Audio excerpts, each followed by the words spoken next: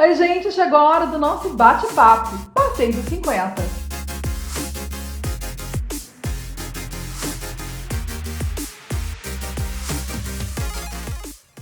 Estou aqui fazendo uma pesquisa na internet e vi uma bela imagem e uma citação linda de um livro. Será que eu posso copiar? Não sei. E os direitos autorais, aqueles de quem criou a obra? Eu acho que eu tenho que respeitar isso, não é? E afinal de contas, depois de quanto tempo uma obra entra em domínio público? Para responder essas nossas dúvidas, o nosso bate-papo de hoje vai ser com a Carolina Diniz.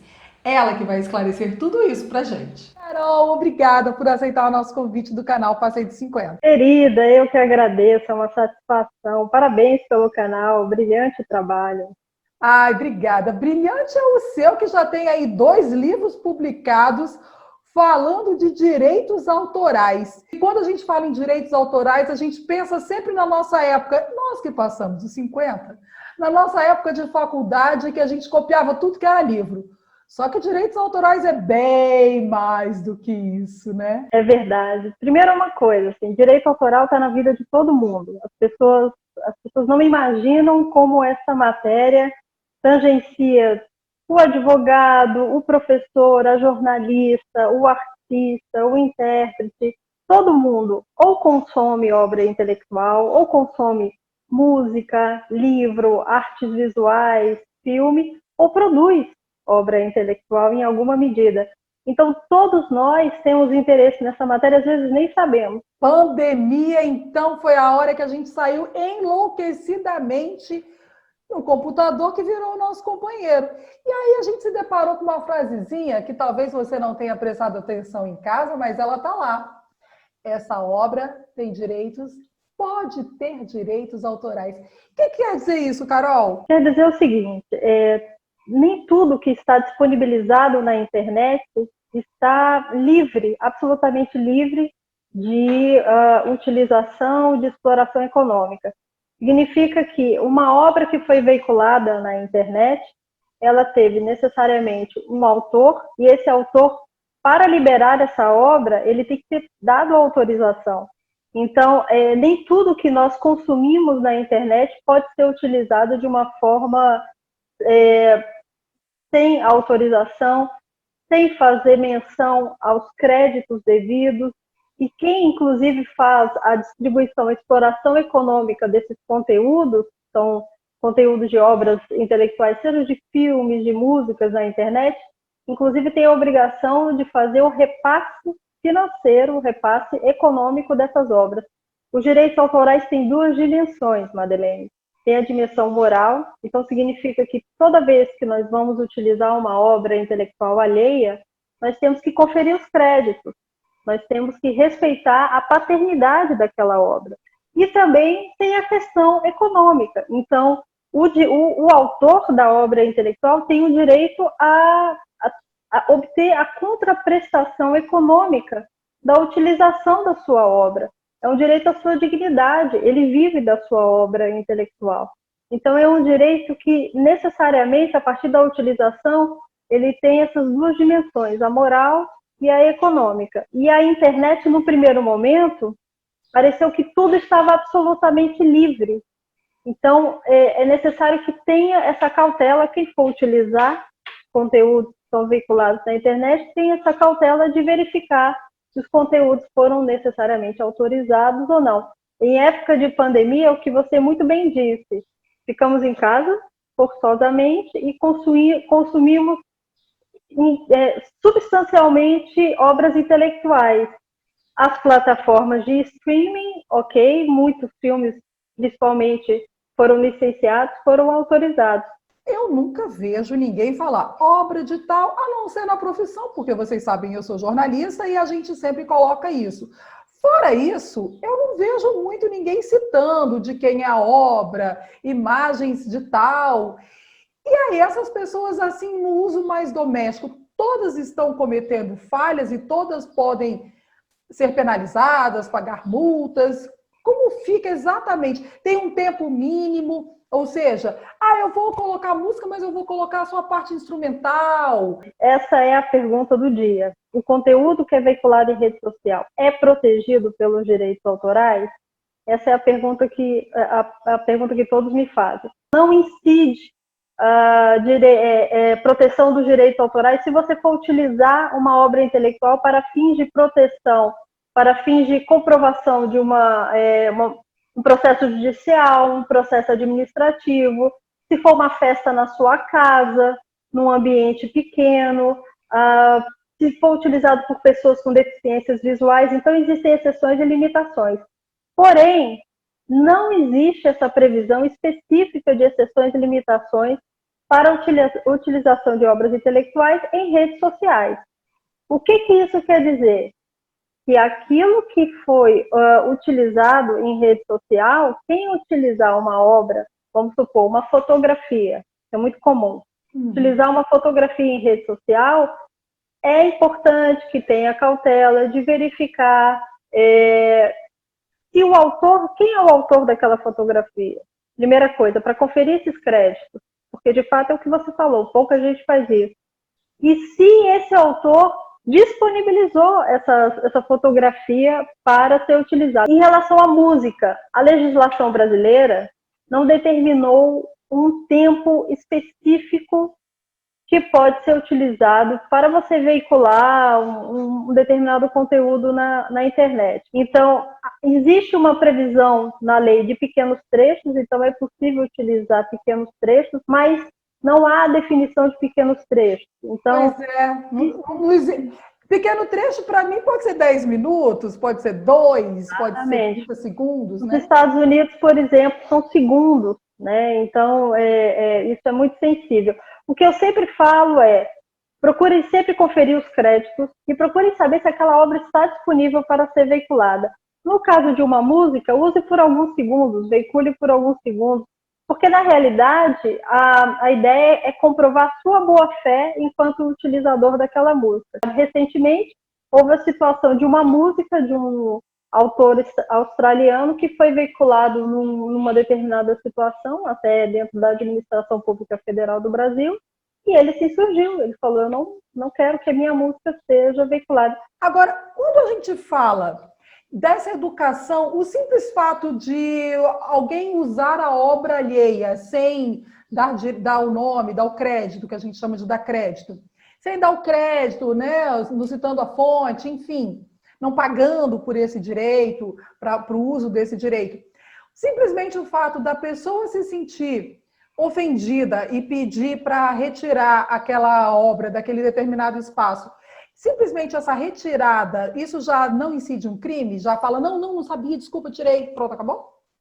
É porque são várias, não necessariamente é simples assim, são várias dimensões. Você tem a dimensão civil e a dimensão penal. Então, a pessoa que teve seu direito desrespeitado, no caso o autor da obra intelectual, pode solicitar a retirada da obra, ponto 1. Ao mesmo tempo, solicitar uma reparação financeira, uma indenização civil por aquela utilização indevida e pode se insurgir criminalmente. E outra coisa importante que você, de alguma maneira, tangenciou é a utilização de uma obra intelectual de terceiros não acontece, não se resolve simplesmente se você conferir os créditos. Se você conferir os créditos, resolveu um problema.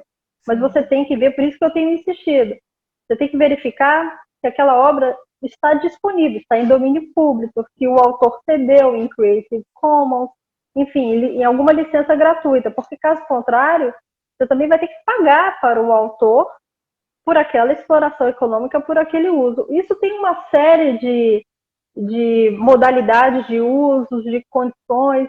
Eu acho que o que é importante é que as pessoas se informem, procurem especialistas, porque também são pouquíssimos advogados que entendem efetivamente da matéria, mas se informem, porque é aquela situação, Madeleine, que eu tenho inúmeros exemplos.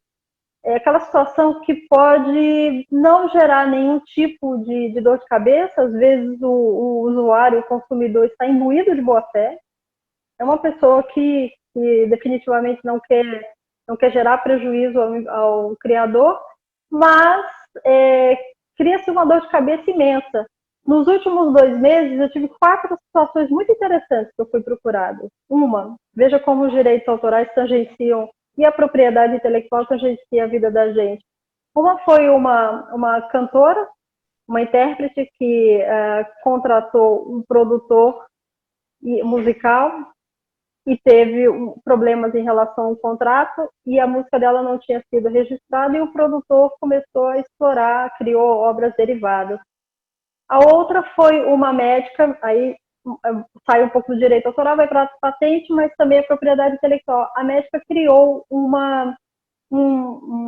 modelo de utilidade, uma patente, e uma companhia farmacêutica explorou porque ela também não conferiu a devida proteção. O outro foi um jogador de futebol cujo nome dele foi utilizado numa revista.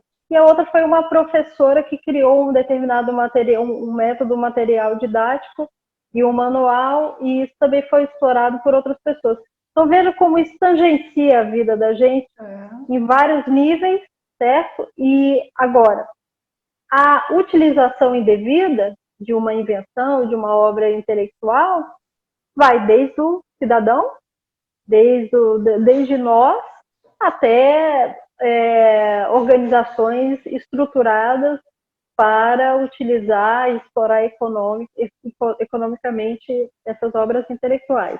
E se nós verificarmos a linha do tempo, especificamente no Brasil, os direitos autorais não eram necessariamente muito difundidos há muitos anos atrás. Então, isso vem de um processo de conscientização, se é mais lento ou mais rápido, não vem ao caso, mas o importante é que seja constante, porque é um processo, efetivamente, de sensibilização da sociedade. Agora, você falou uma palavrinha aí, nas 4 situações, nos 4 exemplos que você deu, registro. Quer dizer o quê?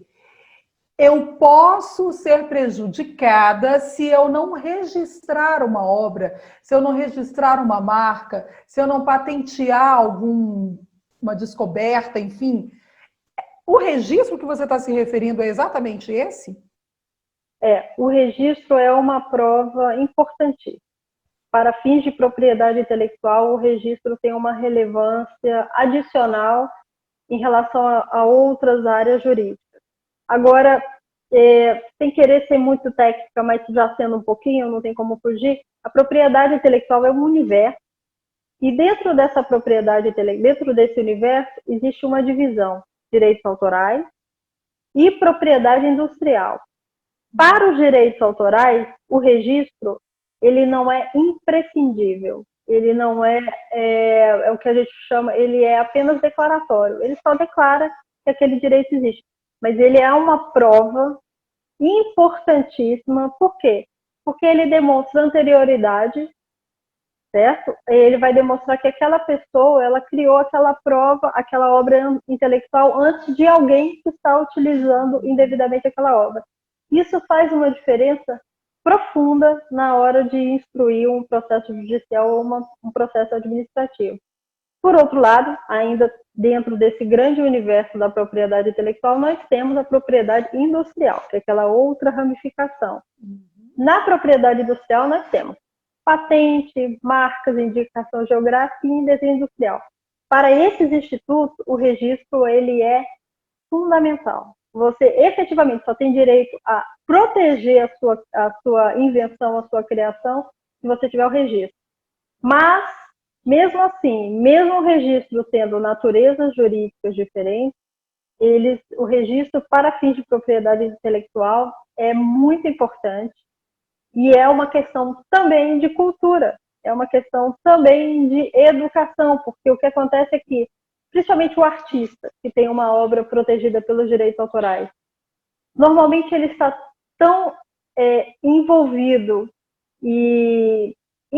com o processo criativo que ele está distanciado dessas outras questões burocráticas.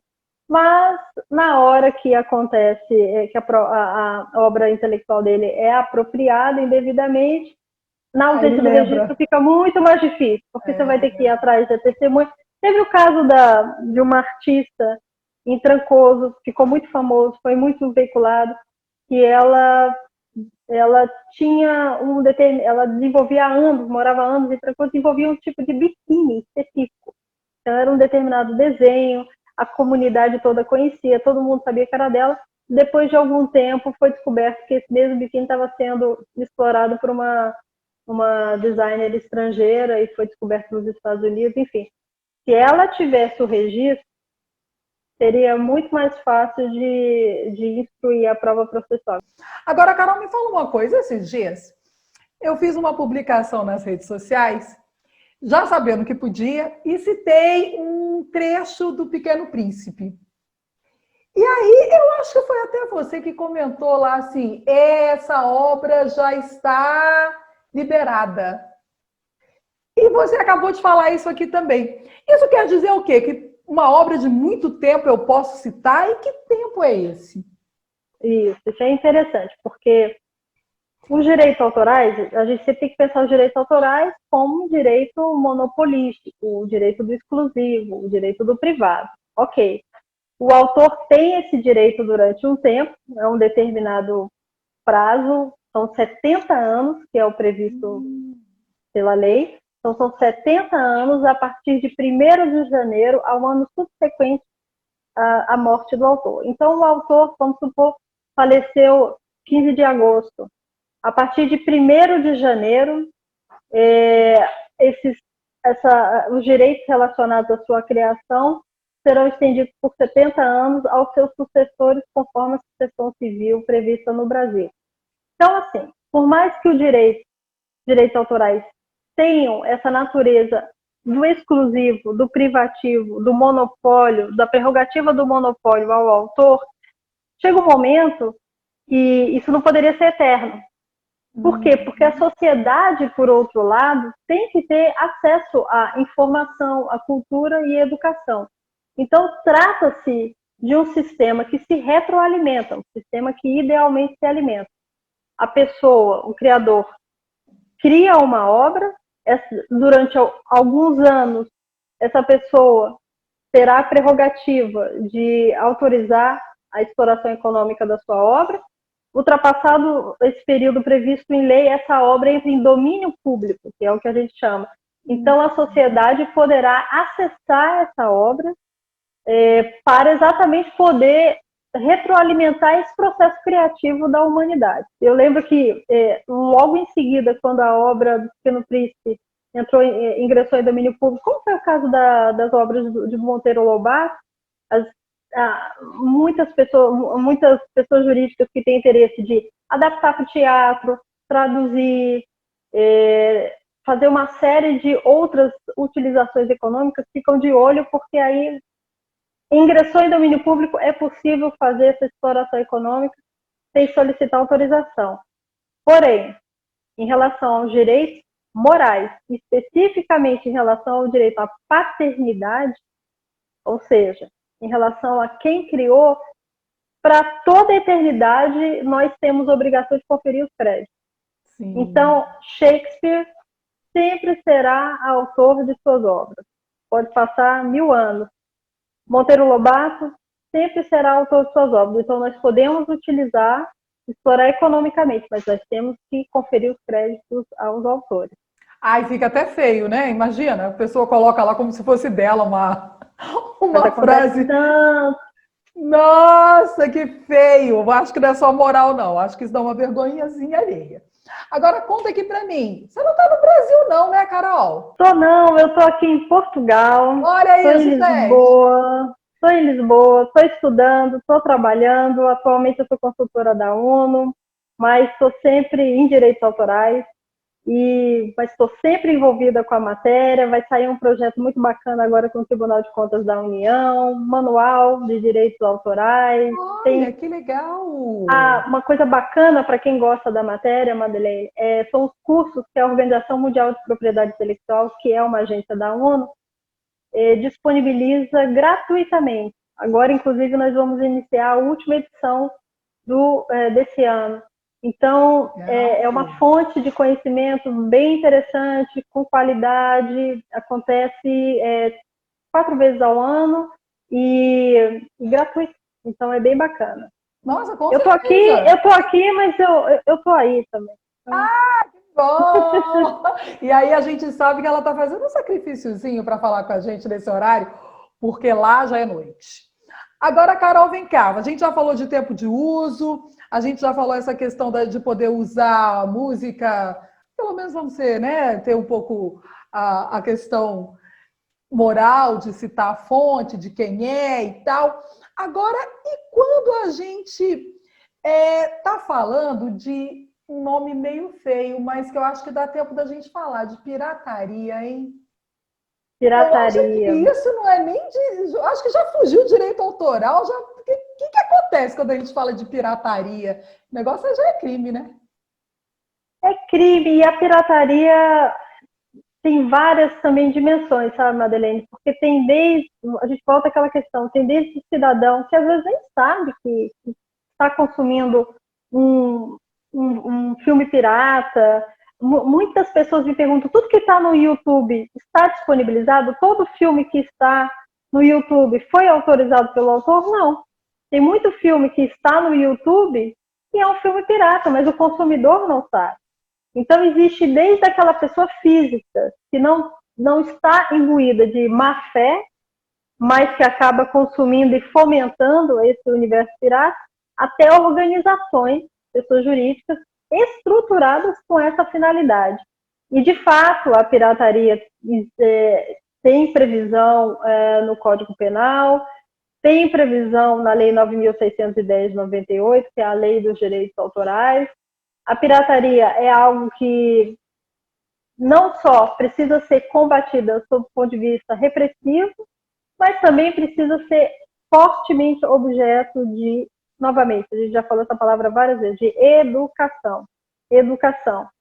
Porque, de fato, parece que é muito simples, parece que não impacta negativamente na vida do autor, parece que não gera prejuízo, mas juntando as várias pessoas que consomem produtos piratas sem saber ou sabendo, isso gera um impacto econômico imenso, negativo para o país, porque demonstra que o país, às vezes, não se preocupa em construir segurança jurídica para que aquelas obras sejam veiculadas, e gera um prejuízo imenso para o autor. Então, são muitos os relatos de filmes, por exemplo, Tropa de Elite, há um tempo atrás, foi um clássico nesse sentido, né? Porque antes de lançar, já tinha sido lançado pirata e gerou um grande prejuízo. E tem caso de músicas, o mercado editorial de livros tem sangrado nesse sentido, porque são muitos livros compartilhados indevidamente. E a gente, o país que quer ser um país sério no combate à pirataria, porque isso vai reverter economicamente. Se o país quiser combater a pirataria, isso vai reverter positivamente para a sua economia criativa, e ele também vai honrar com seus autores, mas o país vai ter que atuar tanto na repressão quanto na educação. Não tem jeito. A Tem que gente já explicar falou o que, isso que várias vezes, significa, né? tem que explicar o que, que isso significa. Os autores já foram para a televisão e já falaram, olha, isso efetivamente representa um prejuízo para a minha vida. E assim, eu acho que é uma questão de conduta mesmo, sabe? De ética que parece enxugar gelo ou parece ser poliana demais, mas na realidade é um trabalho de conscientização, e eu gosto sempre de ter uma visão da linha do tempo. Eu sou muito otimista. Há muito tempo atrás nem se falava sobre isso. Nossa, não. Nem Nós se que falava. passamos dos 50, a gente comprava, lógico, a gente achava, não é muito certo, mas a gente não sabia a gravidade daquilo. Aqueles DVDs que a gente comprava com a Exato. chegada da Netflix, isso é coisa nossa de quem passou dos 50, né, gente? Mas a gente viveu isso, de comprar ali na Feira Livre ali um DVD pirata, daqui a pouco passava uma pessoa na frente, porque o DVD tinha sido filmado no cinema. Era uma coisa louca, uma pirataria Exatamente. total. Quer dizer, Exatamente. É o que você falou, é um processo educativo, e a gente está falando disso aqui no nosso canal, porque agora na pandemia a gente está se deparando mais com isso, né, Carol? Como você mesma falou, e A custa a gente pandemia, ter cuidado, né? eu acho que sim, até porque para o consumidor, Madeleine, o acesso ficou muito melhor, né? Antes, no ano passado, era caríssimo comprar um CD, né? Hoje em dia você tem plataformas com um catálogo muito rico e muito volumoso a um preço muito mais acessível. É. As plataformas de streaming de vídeos também, quer dizer, então, eu acho que o caminho da correção, ele, inclusive, do ponto de vista de custo-benefício, é muito melhor para o consumidor, né? Carol, que delícia recebê-la aqui no canal, obrigadíssima. Sei que você está numa correria louca aí, imagina. E agora com lançamento de novos projetos, essa consultoria da ONU, isso tudo que você contou para a gente, com certeza a gente consome muito tempo. Uma delícia recebê-la aqui no canal. Mas, querida, olha, a satisfação foi toda minha. Conte sempre comigo se você precisar, se você quiser. Para mim é uma satisfação. Parabéns, parabéns pelo seu trabalho. Eu acho assim, olha, eu acho fantástico quem executa, quem faz. É isso mesmo. A gente tem que sair da nossa zona de conforto. Isso. E que cada um faça o que saiba fazer. E você faz muito bem o que você faz. Parabéns, viu? Obrigada, Carol. Um beijo, adorei recebê-la aqui no canal. Volte sempre para nos orientar, nos informar, para a gente parar de fazer coisa errada, hein, gente? Um beijo, querida. Beijo, tudo de bom. Viram aí, né, gente? Nada de ficar copiando um monte de imagem da internet, um monte de citação de livro sem citar a fonte. E mais do que isso, sem verificar se a gente pode usar aquela obra, né? Aprendemos agora é aplicar isso aí que a gente aprendeu, hein? E chegou a hora de quem ainda não está nos seguindo, começar a seguir, ativar o sininho para ficar recebendo as nossas notificações. Deixe seu comentário nos vídeos, assim a gente fica sabendo se vocês estão gostando dos nossos assuntos. E também pode deixar lá uma sugestão de um novo bate-papo. E não se esqueça, você também me encontra nas redes sociais, no Instagram, @Madeleine Machado, com Y. Um beijo, gente. Até amanhã.